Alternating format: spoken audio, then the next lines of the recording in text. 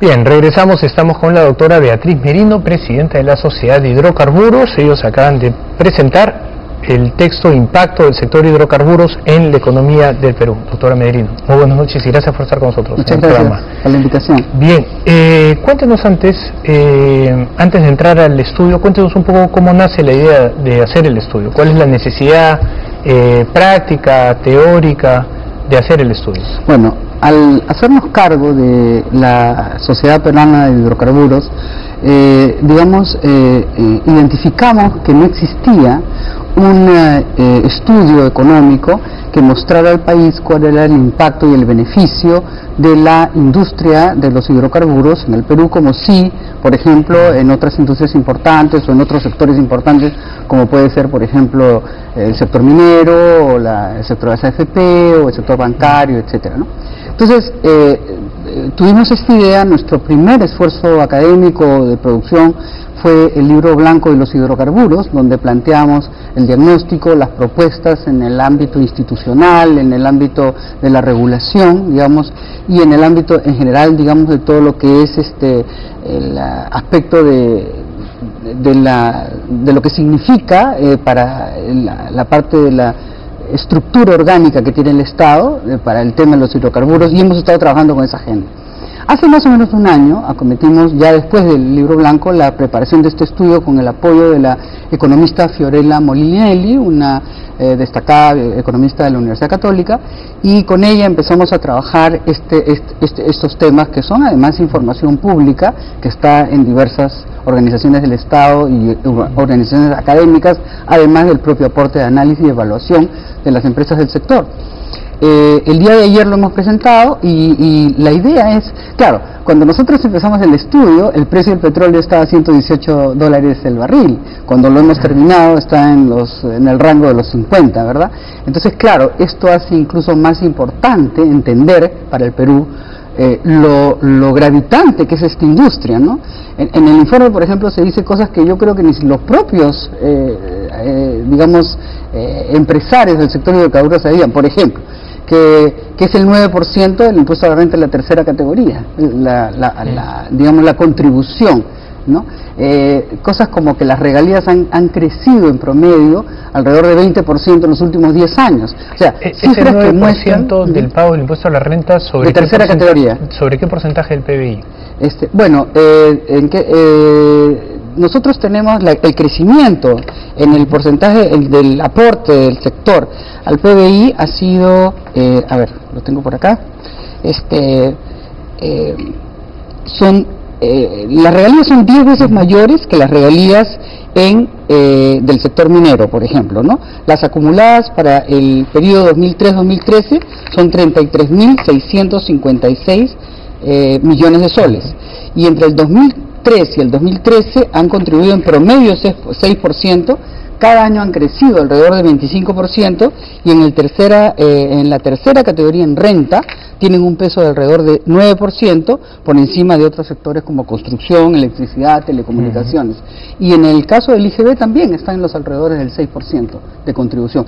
Lo que estamos tratando de decir, o sea, no es por competir con otros sectores, es que es una industria muy importante, ¿no? Y que entonces en este caso esto viene acompañado de una serie de propuestas de emergencia que creemos que el Estado debe tomar para impedir que muchas empresas petroleras o devuelvan lotes o se vayan del país. ¿Qué es lo que está ocurriendo? ¿Qué es lo que está ocurriendo? Claro, digamos también que hayan despidos y peor aún que pudiese existir conflictividad social, porque son un aporte fundamental al presupuesto de determinadas regiones, ¿no? Como es el caso de Piura, como es el caso de Loreto, como es el caso de Ucayali y otras, Huánuco, ¿no?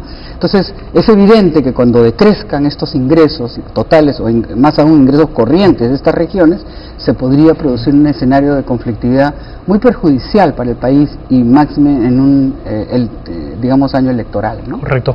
Algunas personas cercanas al sector hidrocarburos con las que he tenido la oportunidad de conversar a lo largo de estos últimos 4 años, siempre se han mostrado muy, ¿cuál sería la palabra?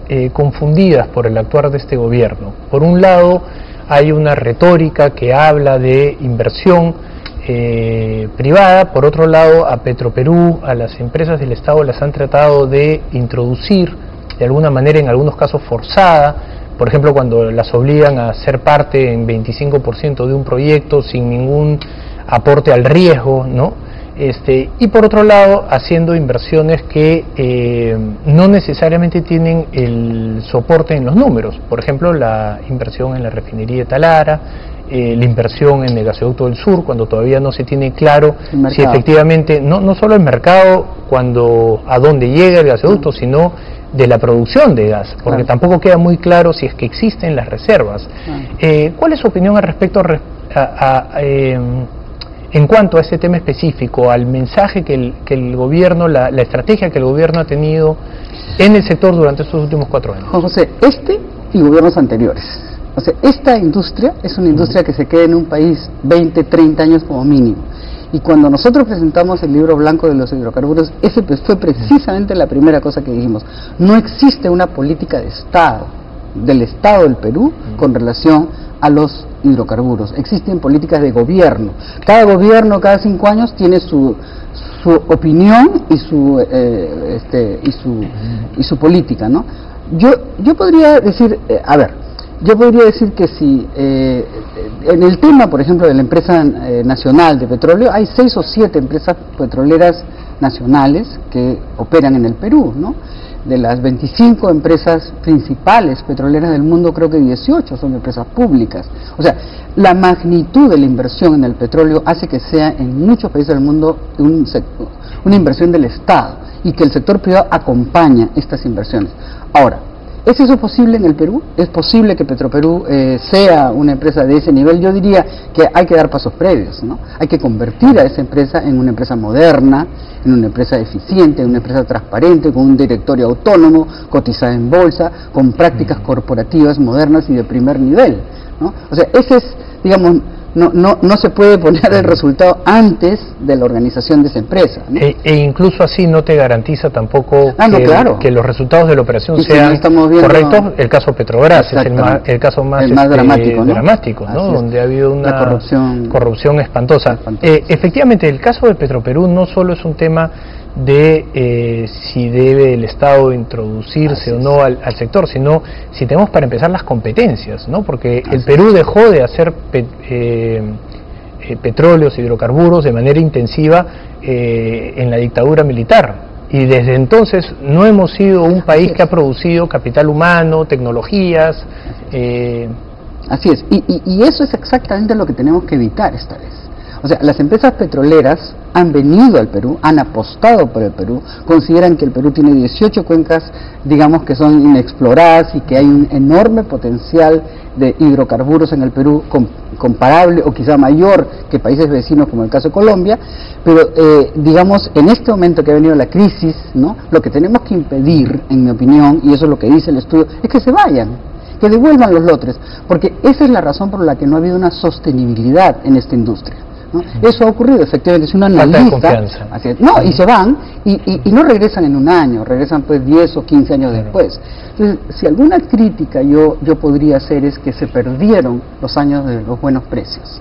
Fue ahí, cuando los buenos precios estaban presentes, que se debió acelerar la simplificación de la regulación, ¿no? Donde se debió crear el Viceministerio de los Hidrocarburos, donde se debió rediseñar la política energética, dándole a los hidrocarburos una importancia como la que este estudio demuestra tiene en la economía del Perú, ¿no? En alguna página leí que eran cerca del 65% de la producción de energía. De energía para el país. Solo Camisea es 48%. Así es. Más o Camisea, menos, ¿no? Sin duda, pues es el gran aporte del sector hidrocarburífero en el Perú. Entonces, lo que quiero decir es que, digamos, petróleo y gas, ¿no?, son en este momento, por ejemplo, el consumo a nivel internacional. Eso es otra cosa que dice el estudio, ¿no?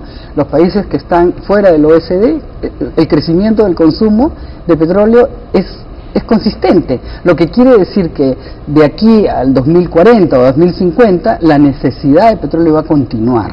Entonces, mi posición, o la posición del gremio, es: no tenemos nada que celebrar cuando decimos, bueno, ahora como somos importadores vamos a gastar menos. O sea, lo que estamos destruyendo, ¿no es cierto?, es la inversión de largo plazo, que crea además a través de las industrias conexas, que son las industrias del servicio, no solo las regalías, el canon, el sobrecanon y los impuestos, que ya se están aportando de manera significativa al Perú, sino además empleo. Empleo claro, capacitado y bien remunerado, ¿no es cierto? De acuerdo al último cálculo, en el 2013 la producción del sector hidrocarburos fue 12.300 millones nuevos soles, más o menos 4.000 millones de dólares. ¿Sí? La industria minera produce más o menos 20.000 millones, más o menos. Más o menos creo, sí. Claro, sí, con lo cual claro, viene a ser el 20% del sector minero. Comparándolo con el sector minero, ¿cuánto podría ser, no en el corto plazo, pero digamos en un mediano plazo, unos 5 a 10 años, cuál podría ser el PBI como porcentaje del sector minero, teniendo en cuenta justamente lo que usted nos cuenta, que son la cantidad de cuencas inexploradas, la cantidad de... Nosotros calculamos que es alrededor de 2.4, 2.6, ¿no es cierto?, de aporte, pero si la inversión se paraliza, como creemos que va a suceder este año, porque de hecho los costos de exploración son altísimos en el Perú, ¿no? Y sobre todo si se comparan con países vecinos, esa inversión no se va a producir. Si un pozo de petróleo exploratorio cuesta hoy día alrededor de 70 millones de dólares, se va a perder esa inversión, alrededor quizá de 400 millones de dólares, no lo sé, ¿no es cierto? Y la producción también está bajando, porque lo que ha terminado sucediendo es que los costos, como el petróleo es pesado, los costos del diluyente y los costos del oleoducto hacen, digamos, que sea no económico la producción. Entonces hay que cortar las pérdidas, y en ese sentido ha venido bajando la producción de los que están suministrando, por ejemplo, en la selva, la producción de petróleo. Entonces yo diría que la propuesta que está haciendo el sector es una propuesta de mediano y largo plazo, concentrarnos en el mediano y largo plazo. Uno, debemos impedir que se vayan, debemos tomar medidas rápidas de emergencia. De hecho, yo he conversado con el anterior ministro Mayorga, como gremio, hemos conversado también con la ministra Ortiz, con su viceministro, con los nuevos directores, y les hemos señalado cuáles son. Hemos conversado con autoridades del Ministerio de Economía, en el área tributaria, por ejemplo, de propuestas de emergencia que se podrían dar, como se han dado en Colombia. En Colombia el gobierno contrató a la firma McKinsey, por ejemplo, para que haga el estudio. Bolivia acaba de anunciar, que está esperando inversiones en el sector de hidrocarburos del orden de 5.000 millones de dólares este año, Evo Morales. Entonces yo digo, ¿no? Tenemos que tener una reacción rápida, una reacción eficaz, y entender que esto es una industria muy importante, por supuesto, respetando el medio ambiente, respetando a las comunidades, como así debe ser, y jamás he escuchado una palabra en contrario en el sector en el que yo estoy, ¿no? Entonces, tener la capacidad de impedir que la industria se debilite como consecuencia de este factor externo, y en segundo lugar apostar porque el Perú va eventualmente a producir más, y para ello tiene que explorar más de todos modos, no hay forma, ¿no es cierto? ¿Tienen un cálculo de cuál es el portafolio de proyectos de hidrocarburos, petróleo, gas en el Perú? Bueno, este año no, el portafolio total no, pero lo que sí estamos calculando es que podría el aporte bajar en un punto del PBI, digamos, si es que se produce, como estamos viendo, que se está ocurriendo esta retracción. Además, ¿no es cierto?, de los despidos, además del tema que a mí me preocupa en lo personal muchísimo, porque en algún momento, recordad, fui defensor del pueblo y entiendo perfectamente lo que pasa en las regiones, lo que va a suceder cuando las regiones se encuentren con la caída abrupta, ¿no es cierto?, de sus ingresos corrientes. En el año 2008, cuando se produjo la crisis, el Estado y el Poder Legislativo dieron medidas de emergencia para compensar esas caídas en las regiones. Correcto. Bien, vamos nosotros a hacer nuestra primera pausa, vamos a regresar conversando con la doctora Beatriz Merino, vamos a hacer un poco también de análisis de la coyuntura política y económica. Vamos a una pausa y regresamos. Los indicadores económicos llegan gracias a Scotiabank. Descubre lo que puedes lograr. El índice general de la Bolsa de Valores de Lima subió 0.37%. El índice selectivo subió 0.78%. El índice nacional de capitalización subió 0.09%. Las acciones de Graña y Montero y Telefónica están entre las que más subieron. Las acciones de la empresa siderúrgica del Perú y de Aceros Arequipa están entre las que más bajaron.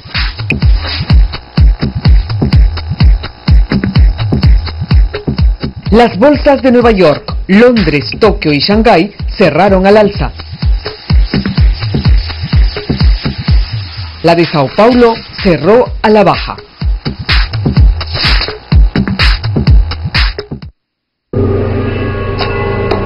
¿Qué?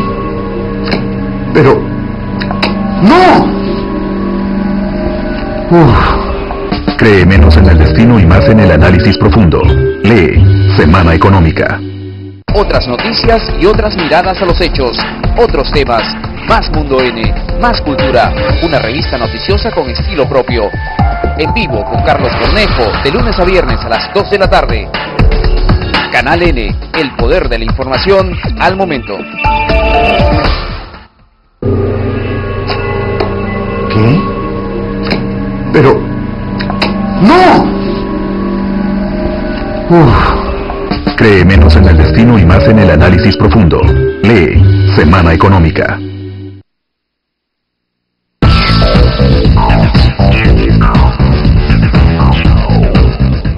Bien, regresamos, estamos conversando con la doctora Beatriz Merino, con quien vamos a hablar ahora sobre la coyuntura política y económica. Doctora Merino, ¿cuál es su opinión del actual proceso, del actual momento político? Bueno, digamos, a ver, como todos los ciudadanos, asistí alarmada, digamos, a lo que, la convulsión política de hace unas pocas semanas, ¿no? Con ocasión, digamos, del voto de censura de la primera ministra, entonces primera ministra Ana Jara, ¿no? Y sobre todo el grado de agresividad verbal, ¿no es cierto?, que se produjo entre los miembros del Poder Ejecutivo, del Congreso, en fin, de la oposición en ese momento, ¿no? Ya eso es algo que ocurrió, ¿no es cierto?, y los pronósticos eran muy malos, ¿no? Como todos los ciudadanos, creo que estoy asistiendo ahora a esta nueva etapa, ¿no? Yo creo que inesperada para muchos, ¿no?, pero afortunada para todos, porque yo creo que el ver a nuestros líderes políticos conversar de manera razonada, alturada, respetuosa, con relación a lo que debe ser, digamos, estos últimos, no sé, 16 o 18 meses, no sé cuántos son, de la administración estatal, creo que nos reconforta a todos, nos da la paz de espíritu que nos permite suponer que en ese escenario podemos mantener, ¿no es cierto?, la prosperidad que hemos venido creando todos estos años, impedir retrocesos y construir un proceso de transferencia democrática en el curso de los próximos meses que sea el mejor para el país, ¿no? Este país, Juan José, ha pasado las 7 plagas, todas las desgracias posibles nos han pasado y nos ha costado mucho trabajo a todos construir lo que estamos logrando, el desarrollo económico y la salida de muchos peruanos de la pobreza.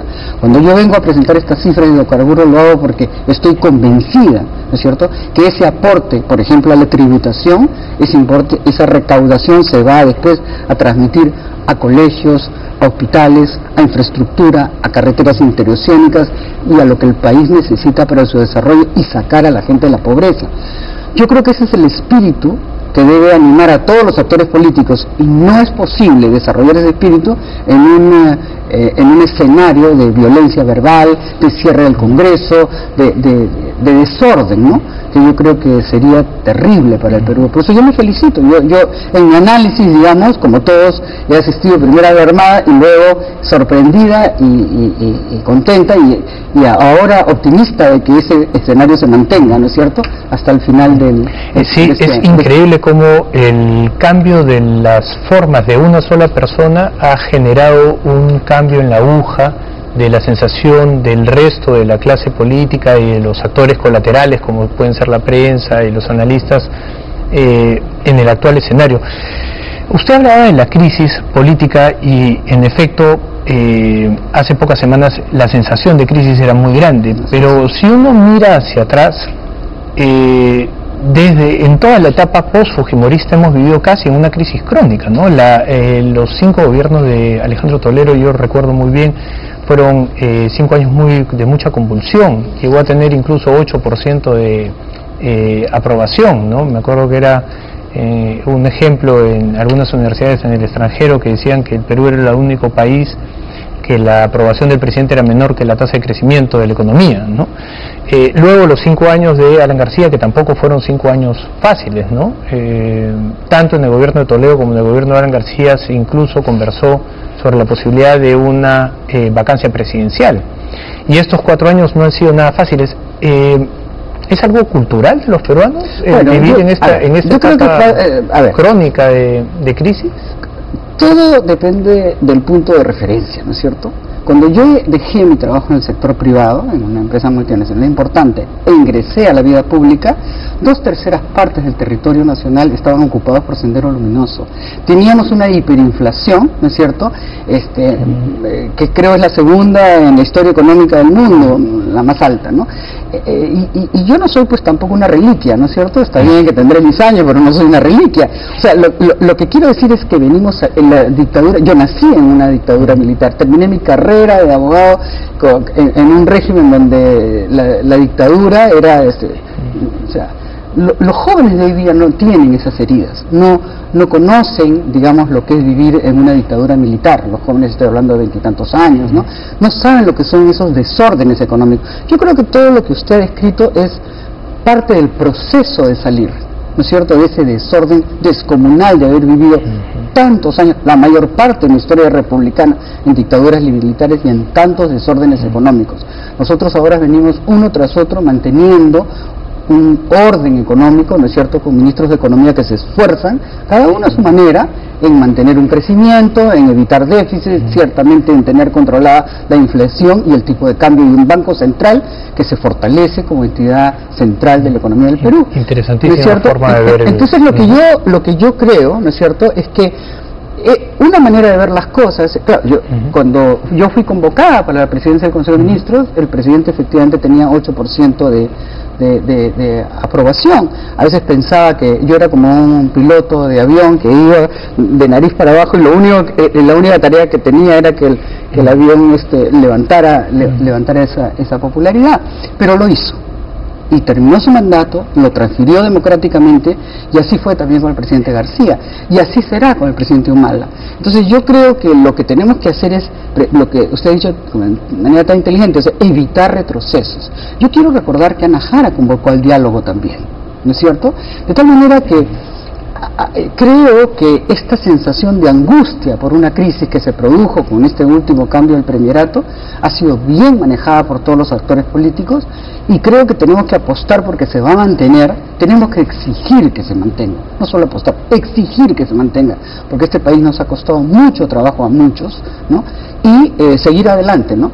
Y bueno, yo creo que ciertamente el área social se beneficia, ¿no es cierto?, la educación, la salud, la seguridad, de lo que podemos producir como crecimiento y desarrollo, ¿no? Muy bien. Le agradezco muchísimo por su visita y por las palabras, porque han sido bastante lúcidas y esclarecedoras. Le agradezco. Gracias. Gracias. Bien, vamos nosotros a una pausa y regresamos.